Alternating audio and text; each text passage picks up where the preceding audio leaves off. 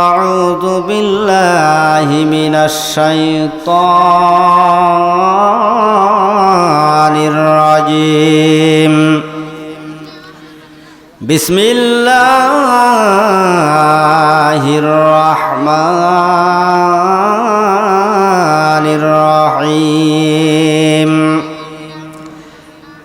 وقضى ربك ألا تعبدوا إلا إياه وبالوالدين إحسانا إما يبلغن عندك الكبر أحدهما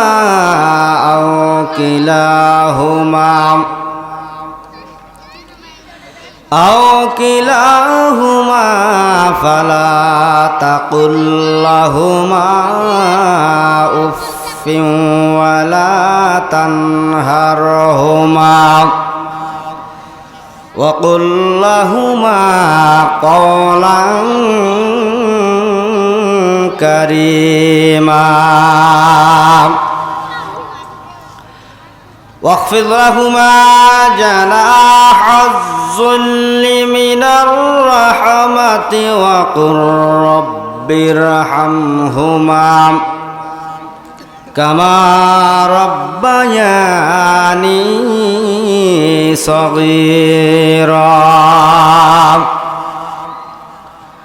صدقت يا ربنا وعم الشان حبيب رسول الله صلى الله عليه وسلم إن الله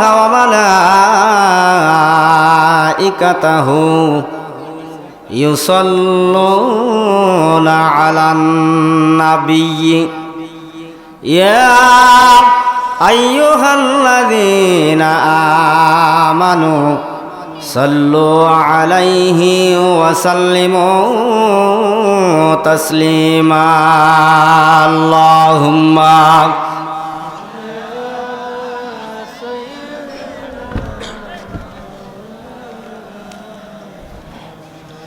وعلى آل سيدنا محمد اللهم صل على مولانا محمد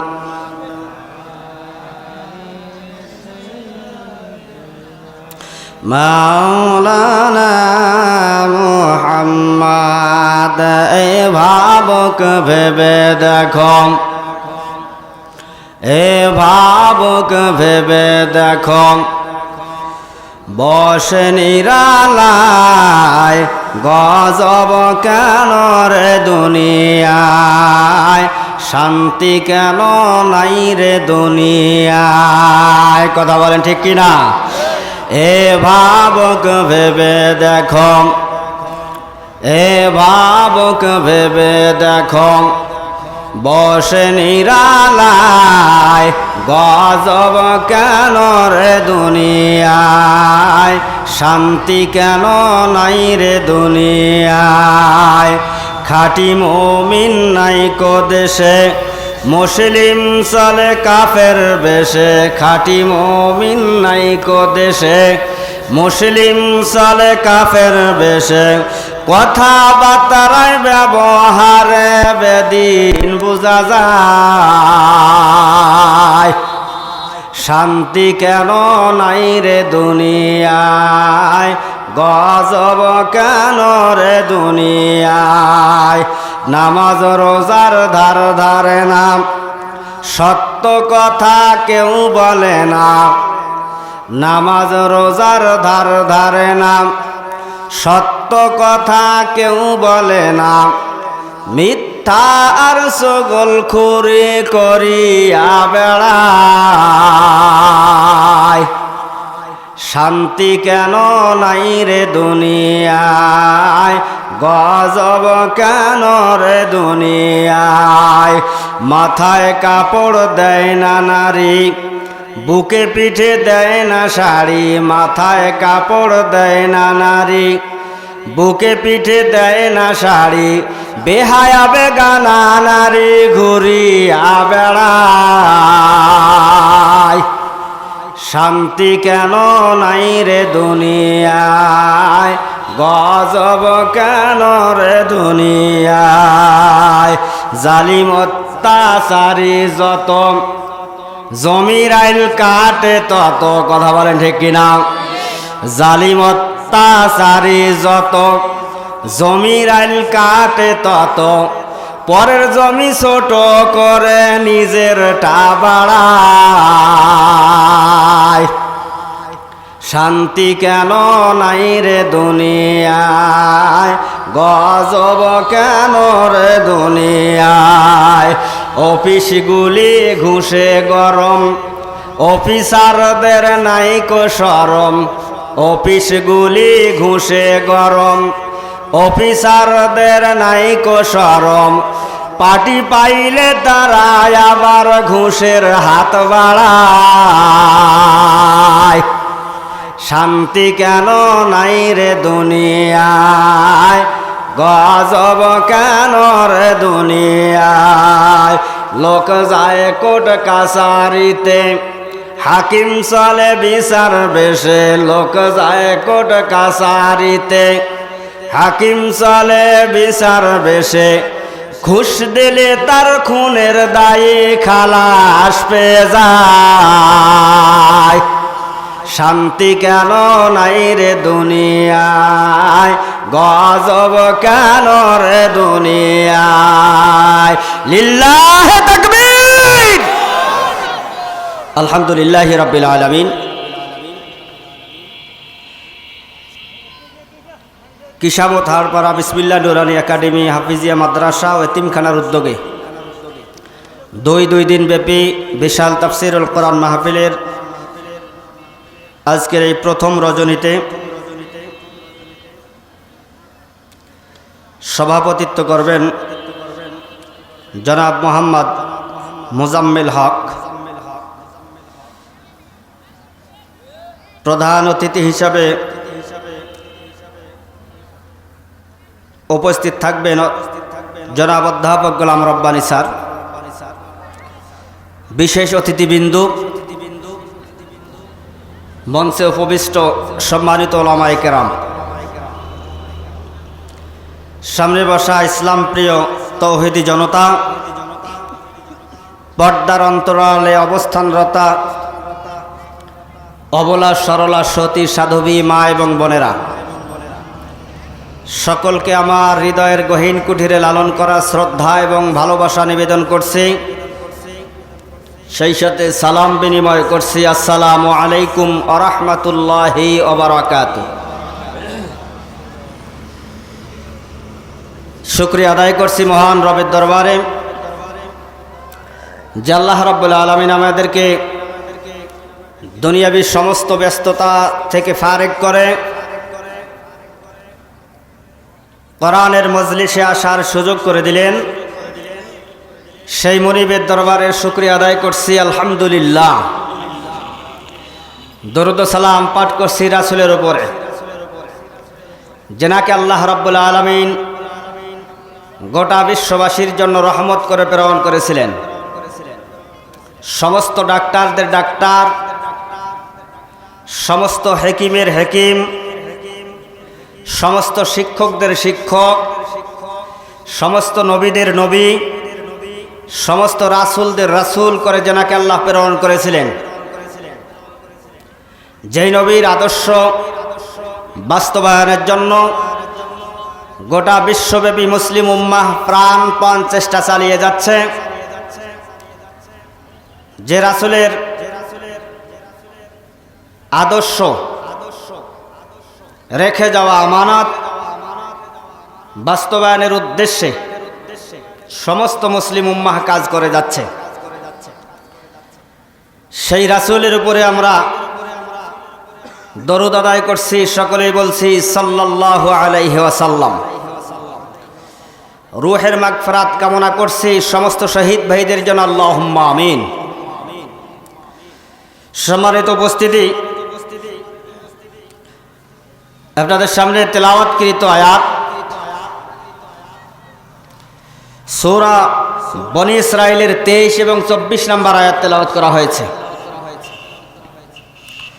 আলোচনার বিষয় হচ্ছে ইবাদত করব কার। তেলাওয়াতকৃত আয়াতের আলোচনার বিষয়ের পয়েন্ট হচ্ছে দুইটি। এক নাম্বার হচ্ছে ইবাদত করব আল্লাহর। আল্লাহর ইবাদতের পরে কার ইবাদত করব, কার প্রতি ইহসান করব। অত্র আয়াতে কারিমে আল্লাহ রাব্বুল আলামিন আল্লাহর ইবাদতের পরে যাদের স্থান দিয়েছেন তেনারা হলেন মা বাবা। তেনাদেরকে আল্লাহ রাব্বুল আলামিন এত সম্মান কেন দিলেন? এই দুইটা বিষয়ের উপরে কথা হবে। আল্লাহর ইবাদত করতে হবে কেন আমাকে, আর আল্লাহর ইবাদতের পরে মা বাবার স্থানটা আল্লাহ কেন দিলেন, এই দুইটা বিষয়ের উপরে কথা হবে ইনশাআল্লাহ। আল্লাহর উপরে তাওয়াক্কুল করছি, আল্লাহ না চাইলে কোনো কথা বলাই আমার পক্ষে সম্ভব না। আজকে কোরআন শুনতে এসেছি। রাসূলুল্লাহ সাল্লাল্লাহু আলাইহি ওয়াসাল্লাম বলেন, কোনো ব্যক্তি যদি কোরআন শোনার জন্য, কোরআন বোঝার জন্য, কোরআন আমল করার জন্য 1 ঘন্টাও ব্যয় করে, মহান আল্লাহ রাব্বুল আলামিন সেই ব্যক্তির আমল নামায় কবুল হওয়া 1000 রাকাত নফল নামাজের সওয়াব আল্লাহ দান করে দিবেন।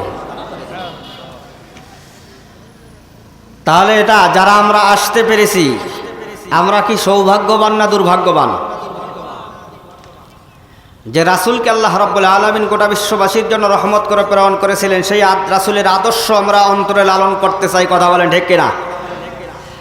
আল্লাহ রাসূল সাল্লাল্লাহু আলাইহি ওয়াসাল্লাম রাস্তা দিয়ে যাচ্ছেন, এমন সময় 70 জন কাফের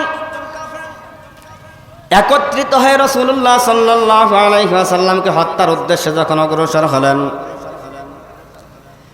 কাফেরেরা চতুর্দিক থেকে রাসূলুল্লাহকে যখন ঘিরে ফেললেন, আল্লাহর রাসূল সাল্লাল্লাহু আলাইহি ওয়াসাল্লাম কিছুটা ভয় পেলে নিরস্তবোধ করলেন। আল্লাহ রাব্বুল আলামিন জানিয়ে দিলেন, হে রাসূল, ভয় পাওয়ার কোনো কারণ নাই, লা তাখাফ। হে রাসূল, ভয় পাওয়ার কোনো কারণ নাই, আপনি আপনার জায়গায় অবস্থান করেন। 70 জন কাফের আপনাকে চতুর্দিক থেকে ঘিরে ফেলছে, আপনি আপনার রবের প্রতি আনুগত্য পোষণ করুন, রবের কাছে সাহায্য চান। দেখবেন আল্লাহ তোমার রব তোমাকে এই মুহূর্তের মধ্যে এই সমস্ত কাফেরদের হাত থেকে ফিরায়া নিষ্কৃতি দান করে তোমাকে জালিমের অত্যাচার থেকে বাঁচিয়ে আল্লাহ রাব্বুল আলামিন তোমাকে নিরাপদ আশ্রয়স্থলে পাঠিয়ে দেবেন। আল্লাহ রাব্বুল আলামিন সাথে অর্ডার করলেন, হে মৌমাছিগণ, ছোট্ট প্রাণী মৌমাছিকে অর্ডার করলেন, যাও তোমরা দ্রুত চলে যাও। আমার রাসূল মুহাম্মদ সাল্লাল্লাহু আলাইহি ওয়াসাল্লামকে কাফেররা চতুর্দিক থেকে ঘিরে ফেলেছে, আক্রমণ করেছে। আমার রাসূলকে হত্যার উদ্দেশ্যে তারা সেখানে গিয়েছে। মৌমাছিকে অর্ডার করা মাত্র মৌমাছি চলে আসলেন। আল্লাহ রাসূল সাল্লাল্লাহু আলাইহি ওয়াসাল্লাম আক্রান্ত হয়েছেন। এমন অবস্থায় মৌমাছি এসে 70 জন কাফেরকে যখন হুল ফুটানো শুরু করলেন, সকলেই দিক সিদিক দৌড় দেওয়া শুরু করলেন। আল্লাহ রাসূল সাল্লাল্লাহু আলাইহি ওয়াসাল্লাম যখন মুক্ত হলেন, মৌমাছিরা আল্লাহ রাসূল সাল্লাল্লাহু আলাইহি ওয়াসাল্লামের সামনে গিয়ে দাঁড়ালেন। আল্লাহ রাসূল বললেন, তোমরা কেমনে করে আসলে, আর তোমরা কেনই বা আমাকে বাঁচাতে আসলে? মৌমাছির জবান আল্লাহ খুলিয়ে দিলেন। মৌমাছির জবান থেকে আল্লাহ রাব্বুল আলামিন যেই কথা জানিয়ে দিয়েছেন, মৌমাছি বলছে, ইয়া রাসূলুল্লাহ, ইয়া হাবিবাল্লাহ, দুনিয়ার মানুষ আপনাকে না চিনতে পারে, কিন্তু আল্লাহর সৃষ্টি, ক্ষুদ্র সৃষ্টি, ছোট্ট মৌমাছি হয়ে আমরা আপনাকে চিনতে পারি। কারণ হচ্ছে একটা মৌমাছি মধু সংগ্রহের জন্য দিনের রাতে মাইলে মাইল, শত শত মাইল দূরে চলে যায় মধু সংগ্রহ করার জন্য। মৌমাছির জবান থেকে আসতেছেন, ইয়া রাসূলুল্লাহ, ইয়া হাবিবাল্লাহ, আমরা 24 ঘন্টা রান করার পরে এই মধু সংগ্রহ করার জন্য যখন আমরা বাহিরে যাই, সারা দিন কষ্ট করার পরে, শত শত মাইল রান করার পরে মাত্র 10% মধু আমরা সংগ্রহ করতে পারি। চাকের সামনে এসে, রানী মাছির সামনে এসে দাঁড়ায়া আপনার উপরে দরুদ আদায় যখন আমরা করি, আল্লাহ রাব্বুল আলামিন সেটাকে 10% থেকে 100% পরিণত করে দিয়ে দেয়। বলুন তো সেই রাসূলের মর্যাদা কম না বেশি? সেই রাসূলের আদর্শ ধারণ করার প্রয়োজন আছে না নাই? যেই রাসূলের উপরে দরুদ আদায় করলে মৌমাছিদেরকে 10% মধুতে 100% মধু আল্লাহ পরিণত করে দিতে পারে, যেনাকে আল্লাহ রাব্বুল আলামিন লাকাদ কানা লাকুম ফি রাসূলিল্লাহি উসওয়াতুন হাসানা, আপনার আমার প্রত্যেকের জন্য রাসূলের চরিত্র উত্তম আদর্শ করে আমাদেরকে প্রেরণ করেছেন। সেই রাসূলের আদর্শকে ভুলণ্ডিত করার জন্য, রাসূলের চরিত্রকে হরণ করার জন্য, রাসূলকে নিয়ে আজে বাজে কথা বলার লোক এই জমিনে এখন পর্যন্ত আছে না নাই? মুসলমান মনে রাখতে হবে, আমরা দুনিয়াতে এসেছি ওই রাসূলের আদর্শকে বাস্তবায়ন করার জন্য। রাসূলের আদর্শ এই জমিনে বাস্তবায়ন করার জন্য প্রয়োজন হলে মুসলমান শরীরের সমস্ত রক্তবিন্দু জমিনে ঢেলে দেবে, এরপরে কোনো নাস্তিক মুরতাদদের কাছে মুসলমান কখনো মাথা নত করবে না। এটা আমাদেরকে মনে রাখতে হবে। সেরকম হিম্মত নিয়ে ময়দানে থাকতে হবে। পারবেন তো ইনশাআল্লাহ? যে কয়জন লোক আছেন আলোচনা শেষ পর্যন্ত, আমার আলোচনা শেষ পর্যন্ত থাকবেন কারা কারা একটু হাত তুলে দেখান তো। 1 2 3 4 টানাটানি কিছুর জন্য বের হওয়া যাবে না। পারবেন তো ইনশাআল্লাহ? কোরআনের সম্মানের খাতিরে ওঠা যাবে না। এবং আশপাশে সাইটে যারা দাঁড়িয়ে অবস্থান করছেন, আমি অনুরোধ করছি কোরআনের সম্মানের খাতিরে আপনারা মঞ্চে এসে বসে পড়ুন। আমাদের তেলাওয়াতকৃত আয়াত ছিল সূরা বনী ইসরাঈলের 23 এবং 24 নম্বর আয়াত। ভূমিকায় কথা না বাড়িয়ে ডাইরেক্ট এই দুইটি আয়াত আল্লাহ কি বলেছেন আমরা তার ব্যাখ্যার দিকে চলে যাব ইনশাআল্লাহ। আল্লাহ রাব্বুল আলামিন জানিয়ে দিয়েছেন, ওয়াকাদা রব্বুকা আল্লা তা'বুদু ইল্লা ইয়্যাহু ওয়া বিল ওয়ালিদাইনি ইহসানা। আল্লাহ রাব্বুল আলামিন জানিয়ে দিলেন, তোমার রব ফয়সালা করে দিয়েছেন। কি ফয়সালা করে দিলেন? 1 নাম্বার, তোমরা কারো ইবাদত করো না। আল্লাহ রাব্বুল আলামিন অত্র আয়াতে কারিমার মধ্যে সরল অনুবাদের মধ্যে বলে দিলেন যে 1 নাম্বার যে বিষয়টি, তোমরা অন্য কারো ইবাদত করো না। তাহলে মুসলমান বলুন তো ইবাদত করতে হবে কার? কয়জনের ইবাদত করব আমরা? আল্লাহ রাব্বুল আলামিন জানিয়ে দিলেন, তোমরা কারো ইবাদত করো না, একমাত্রই তারই ইবাদত করো। তাহলে তারই ইবাদতের কথা বললেন, তিনি কে? আরো জোরে বলেন, তিনি কে? 2 নাম্বার আল্লাহ রাব্বুল আলামিন বললেন, তোমার পিতামাতার সাথে ভালো ব্যবহার করো যদি তোমাদের কাছে তাদের কোনো একজন বা উভয় বৃদ্ধ অবস্থায় থাকে। এরপরে তারা বললেন, যদি তাহলে তাদের কেউ পর্যন্ত বলো না এবং তাদের সাথে ধমকের সুরে জবাব দিও না, বরং তাদের সাথে মর্যাদা সহকারে কথা বলো। 23 নম্বর আয়াত আল্লাহ রাব্বুল আলামিন এই কথা জানিয়ে দিলেন। 1 নম্বর বিষয় আল্লাহ জানালেন, তোমরা ইবাদত করো না, অন্য কারো ইবাদত করো না, একমাত্র আল্লাহ ব্যতীত। 2 নম্বর যে বিষয়টি জানালেন, তোমাদের পিতামাতার সঙ্গে সদাচরণ করো। দুজনের কোনো একজন যদি বার্ধক্যে পৌঁছে যায় বা উভয় যদি পৌঁছে যায়, তোমরা তাদের সঙ্গে কখনো ধমকের স্বরে কথা বলো না, তাদের সঙ্গে সদাচরণ করো আর তাদের জন্য দোয়া করো। আল্লাহ রাব্বুল আলামিন শিখিয়ে দিলেন, ওয়াকফিদ লাহুমা জানাহাযুল্লি মিনার রাহমাতি ওয়া কুর রাব্বিরহামহুমা কামা রাব্বায়ানি সগীরা। আল্লাহ রাব্বুল আলামিন জানিয়ে দিলেন, আর দয়া ও কোমলতা সহকারে তাদের সামনে বিনম্র থাকো এবং দোয়া করতে থাকো। এই বলে, হে আমার মালিক প্রতিপালক, তাদের প্রতি দয়া করো যেমন তারা দয়া মায়া মমতা সহকারে আমাকে প্রতিপালন করেছেন। তাহলে আলোচনার তেলাওয়াতকৃত আয়াত থেকে আলোচনার 2টা পয়েন্ট আমরা বের করেছি। 1 নাম্বার আছে ইবাদত করতে হবে আল্লাহর। 2 নাম্বার আছে তার ইবাদতের পরে মা বাবার সঙ্গে সদাচরণ করার কথা বলেছেন। তাহলে 1ম নাম্বার পয়েন্টে আমরা চলে যাই, আল্লাহর সঙ্গে কেন, আল্লাহর ইবাদত কেন আপনাকে করতে হবে? প্রশ্ন জাগতে পারে যে কেন আল্লাহর ইবাদত করব? আল্লাহর ইবাদতটা এই কারণে আপনাকে করতে হবে, আল্লাহ ব্যতীত অন্য কারো ইবাদত করা যাবে না। আল্লাহ রাব্বুল আলামিন জানিয়ে দেন আনিশকুরলি ওয়ালি ওয়ালিদাইকা ইলাইয়াল মাসির।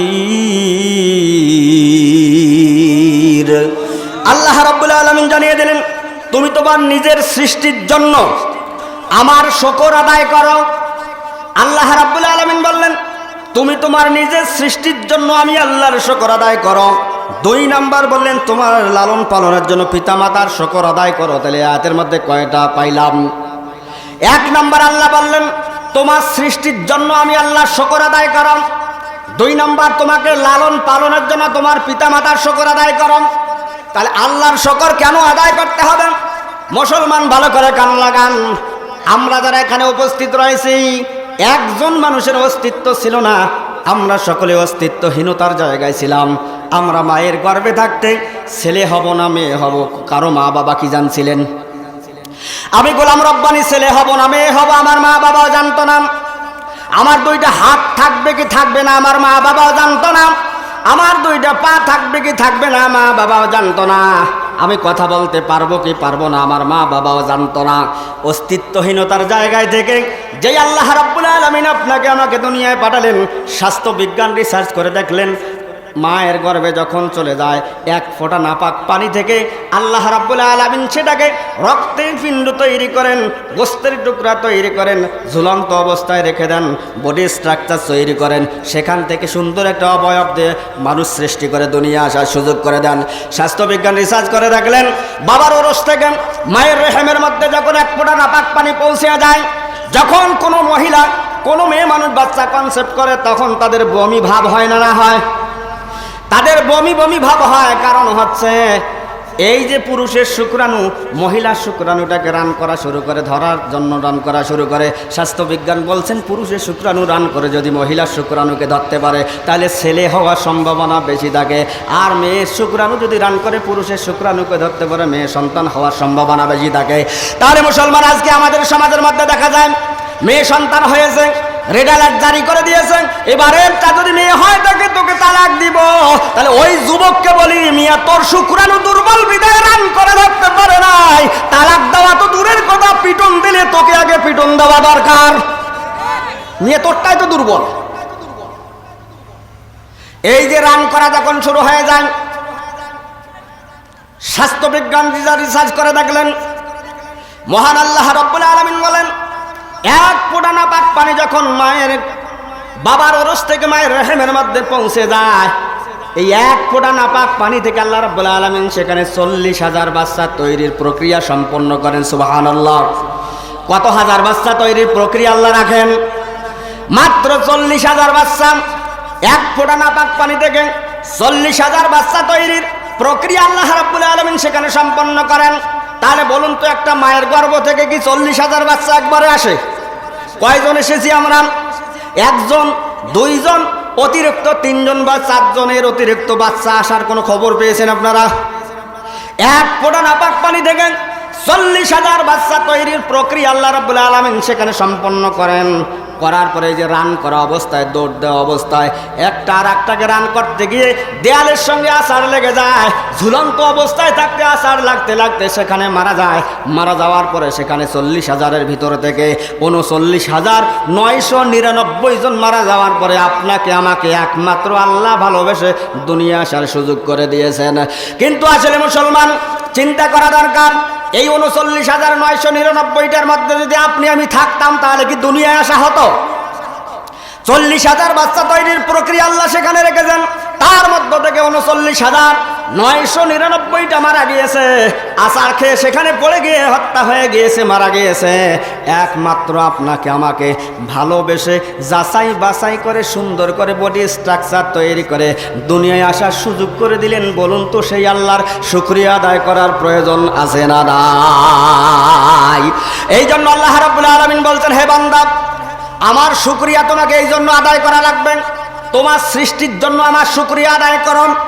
এরপরে আল্লাহ রাব্বুল আলামিন জানিয়ে দিচ্ছেন কেন আল্লাহর ইবাদত করব আমরা। আল্লাহ রাব্বুল আলামিন জানিয়ে যে কুল হুয়াল্লাহু আহাদুনিল্লাহুস সামাদু লাম ইয়ালিদ ওয়া লাম ইউলাদ ওয়া লাম ইয়াকুল লাহু কুফুয়ান আহাদ। আল্লাহ রাব্বুল আলামিন বলেন, হে নবী আপনি বলুন আল্লাহ এক, যার কোনো শরীক নাই, তেনাকে কেউ জন্ম দেননি, তিনিও কাউকে জন্ম দেননি, তিনি কারো মুখাপেক্ষী নন, তিনি অভাব মুক্ত। তাহলে বলুন তো রব তাকে মানা যায়? যা যিনি অভাব মুক্ত তাকে রব মানা যায়, যিনি অভাবযুক্ত তাকে কোনোদিনও কখনো কশ্চিনকালেও রব বলে মানা যায় না। আল্লাহর ইবাদত এই জন্য আপনাকে আমাকে করা লাগবে, আল্লাহর শুকরিয়া আপনাকে আমাকে এই কারণে আদায় করা লাগবে, কারণ মুসলমান রব হতে গেলে যেই গুণগুলি থাকা দরকার। যদি আপনি রব মানতে চান, রবের ব্যাখ্যায় যদি আমি চলে যাই, রব যদি আপনি মানতে চান, প্রথম নাম্বার গুণ তার ভিতরে থাকতে হবে। এক নাম্বার, তিনি হবেন আইনদাতা। তিনি কি হবেন? আইনদাতা। দুই নাম্বার হলেন তিনি হবেন রিজিক দাতা। তিন নাম্বার, তিনি হবেন অভাব মুক্ত। বলুন তো এই তিনটা গুণ আল্লাহ ব্যতীত অন্য কোনো মানুষের ভিতরে আছে? আপনারা লক্ষ্য করে দেখেন, এই বাংলাদেশ সৃষ্টি হয়েছে দেখে স্বাধীনতা যুদ্ধের পর থেকে যেই সংবিধান দিয়েছে দেশ পরিচালনা করার জন্য, মানুষকে যেই সংবিধান দেয়া হয়েছে, বলুন তো সেই সংবিধানের মধ্যে সংশোধনী আসছে না নাই আসে? একাধিকবার সংশোধনী নিয়ে আসা হয়েছে মানুষের জীবন পরিচালনার জন্য, বাংলাদেশকে সুন্দরভাবে পরিচালনা করার জন্য। যারা এই সংবিধান তৈরি করলেন, যেনারা তৈরি করলেন, তারাই আবার সংশোধন করতেছেন। কিন্তু আজ থেকে ১৫০০ বছর আগে আল্লাহ রাব্বুল আলামিন যে আইনগুলি কোরআনে রেকর্ড করে দিয়েছেন, আজ পর্যন্ত কোনো আইন কি সংশোধন করা লাগছে? আজ পর্যন্ত কোনো আইন সংশোধন করা লাগে নাই। ধরুন নামাজের বিধানের ক্ষেত্রে, নামাজে সেজদা দিলে সব হয় না গুনাহ হয়? আরো জোরে বলেন কি হয়? তাহলে সব হয়। কোন মানুষ যদি মনে করেন সেজদা অতিরিক্ত দিলে যেহেতু সব হয়, তাহলে এক রাকাত নামাজে আমি আজ থেকে 3টা অথবা 4টা সেজদা দেব, বলুন তো তার নামাজ হবে? কেন হবে না? কারণ বিধান সেটা নাই, রদবদল ঘটবে না। আল্লাহ রাব্বুল আলামিন জানিয়ে দিলেন, চোর যদি ধরা পড়ে, এই চোর যদি ধরা পড়ে তাহলে তাকে তার খোঁজ নিতে হবে। সে অভাবের কারণে চুরি করে না পেশাদার চোর। যদি পেশাদার চোর হয় তাহলে তার একটা হাত কেটে দাও। আল্লাহর কসম করে বলি, এই জমিনে একটা চোরের যদি হাত কেটে দেওয়া হতো, আল্লাহর কসম কোন চোর এই বাংলাদেশের কোন সম্পদ লুণ্ঠন করার সাহস পেত না, সাহস পেত না, সাহস কখনো তাদের হতো না। আল্লাহ রাব্বুল আলামিন জানিয়ে দিলেন, চোর ধরা পড়লে হাত কেটে দাও। এই আইনের কি রদবদল ঘটেছে? এরপরে আল্লাহ রাব্বুল আলামিন বললেন, জেনাকার যদি বিবাহিত হয় তাহলে গলা পর্যন্ত পুঁতে পাথরের আঘাতে তাকে নিক্ষেপ করে তাকে হত্যা করে ফেলো। আর জেনাকার যদি অবিবাহিত হয় তাহলে তাকে 80টা বেত্রাঘাত মারো। এই আইনের কি রদবদল ঘটেছে? এই আইনের রদবদল ঘটে নাই। এই আইন আল্লাহ করে দিয়েছেন ১৫০০ বছর আগে, কোরআনে রেকর্ড করে দিয়েছেন। আজ পর্যন্ত কোনো আইনের সংশোধন আনার প্রয়োজন হয় নাই।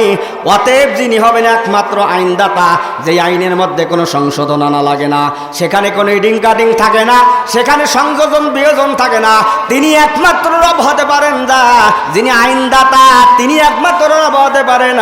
আর যে আইনের ভিতরে সংশোধন আনা লাগে, এমন কোন রবকে কখনো রব বলে মেনে নেওয়া মুসলমানদের জন্য জায়েজ না।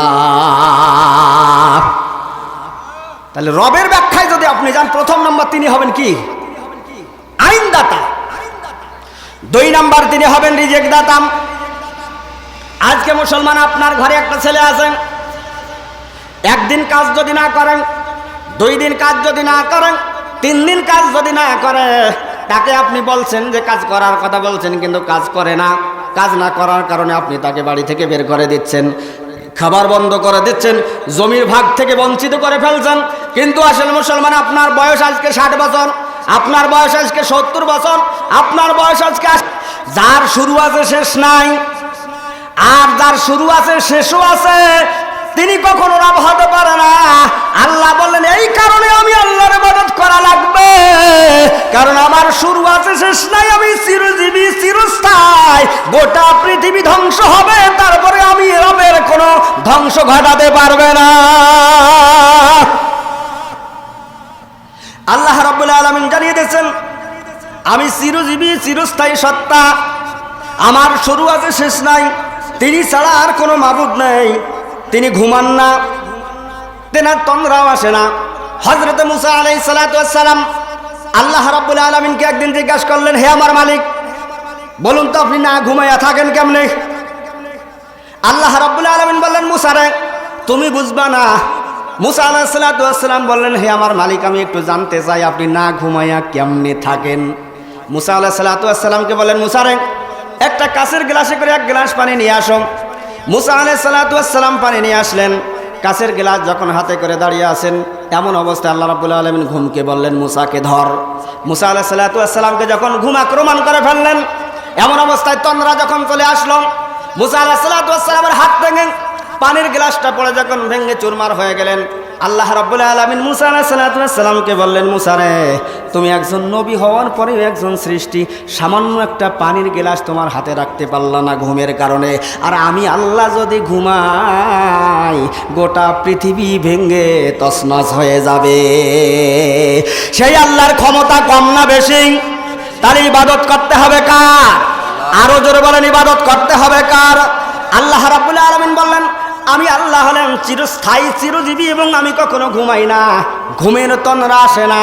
আল্লাহ রাব্বুল আলামিন জানিয়ে দিয়েছেন, হুয়াল্লাহুল্লাযী লা ইলাহা ইল্লা হুয়া আলিমুল গায়বি ওয়াশ শাহাদাতি হুয়ার রহমানুর রহিম। আল্লাহ রাব্বুল আলামিন জানিয়ে দিলেন তিনি আল্লাহ। আল্লাহ কি বলছেন? তিনি আল্লাহ, যিনি ছাড়া কোনো ইলাহা নাই, যিনি ছাড়া কোনো মাবুদ নাই। এবং এরপরে তিনি বলতেছেন, গোপন ও প্রকাশ্য সব কিছু আমি আল্লাহ জানি। তাহলে একমাত্র ক্ষমতাবান তিনি, গোপনে যা করেন তাও দেখেন যিনি, প্রকাশ্যে করলে যেটা দেখেন তিনি। আল্লাহ রাব্বুল আলামিন বললেন, আমি আল্লাহ রাব্বুল আলামিন তোমাদের রব, তোমাদের মালিক, তোমাদের সৃষ্টিকর্তা, তোমাদের হায়াতদাতা, তোমাদের মউতদাতা। কারণ বান্দা তোমরা প্রকাশ্যে যা করো তাও আমি আল্লাহ দেখি, গোপনে যা করো তাও আমি আল্লাহ দেখি। তাহলে মুসলমান, যিনি বান্দার অন্তরে খবর রাখতে পারেন, বলুন তো তার ক্ষমতা কম না বেশি? তাহলে যার ক্ষমতা যত বেশি, ক্ষমতাতে তিনি বেশি প্রয়োগ করেন। বেশি ক্ষমতাবান লোকের কাছে মানুষ কম থাকে না বেশি থাকে? কথা মনে হয় বুঝতেছেন না? আল্লাহ রাব্বুল আলামিন জানিয়ে দিচ্ছেন যে আসলে প্রকাশ্যে যা করো তাও আমি আল্লাহ জানি, গোপনেও যা করো তাও আমি আল্লাহ জানি। দিনের আলোতে যা করো তাও দেখি, রাতের আধারে যা করো তাও দেখি। তোমরা প্রকাশ্যে গোপনে যা করো সব কিছু আমি আল্লাহ দেখি।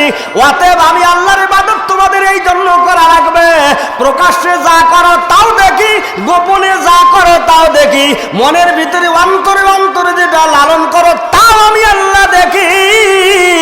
অতএব ইবাদত যদি করতে হয় একমাত্র আমি আল্লাহ ছাড়া অন্য কারো ইবাদত করা তোমাদের জন্য শোভনীয় না। তাহলে ইবাদত কেন আল্লাহর করতে হবে বুঝতেছেন তো? কেন আপনি আল্লাহর ইবাদত করবেন? আল্লাহ রাব্বুল আলামিন জানিয়ে দিয়েছেন, তাবারাকাল্লাযী বিয়াদিহিল মুলকু ওয়া হুয়া আলা কুল্লি শাইইন কাদির আল্লাযী খালাকাল মাউতা ওয়াল হায়াতা লিয়াবলুয়াকুম আইয়ুকুম আহসানু আমালাও ওয়া হুয়াল আজিজুল গফুর। আল্লাহ রাব্বুল আলামিন জানিয়ে দিলেন, বরকতময় তিনি, যার হাতে সর্বময় কর্তৃত্ব। আল্লাহ নিজে বলছেন বরকতময় তিনি, যার হাতে সর্বময় কর্তৃত্ব, আর তিনি সবকিছুর উপর সর্বশক্তিমান, যিনি মৃত্যু জীবন সৃষ্টি করেছেন যাতে তিনি তাদেরকে পরীক্ষা করতে পারেন। আল্লাহ রাব্বুল আলামিন বললেন, বরকতময় মালিক আমি, আমার হাতে সবকিছুর ক্ষমতা, আমি বান্দাদেরকে এই জন্য দুনিয়ায় প্রেরণ করেছি, হায়াত এবং মওত দিয়েছি, মধ্যবর্তী জায়গাটা দিয়েছি আমার বান্দাদেরকে পরীক্ষা করার জন্য। তাহলে আপনার আমার হায়াত দিয়েছেন আল্লাহ, জন্ম দিয়েছেন, এরপরে মৃত্যু আসবে। অনেক মানুষের মনের ভিতরে আসতে পারে, আল্লাহ হায়াত দিলেন, মরণটা দেওয়ার কি দরকার ছিল? মনে মনে চিন্তা আসে না? অনেকে যখন কম বয়সে মারা যায় মনের ভিতরে একটা চিন্তা আসে, আবেগ আসে যে আসলে হায়াত যেহেতু দিলেন, মরণটা দেওয়ার কি দরকারটা ছিল? কিন্তু আসলে মুসলমান, আল্লাহ রাব্বুল আলামিন হায়াত সৃষ্টি করলেন, আবার মওত সৃষ্টি করেছেন। এই যে মধ্যবর্তী জায়গাটা আল্লাহ রাব্বুল আলামিন দিলেন, এই মধ্যবর্তী জায়গাটা আল্লাহ কেন দিলেন? আল্লাহ রাব্বুল আলামিন বলছেন লিয়াবলুয়াকুম আইয়ুকুম আহসানু আমালা। আমি আল্লাহ এই জায়গাটা বান্দাদেরকে পরীক্ষা করার জন্য প্রেরণ করেছি।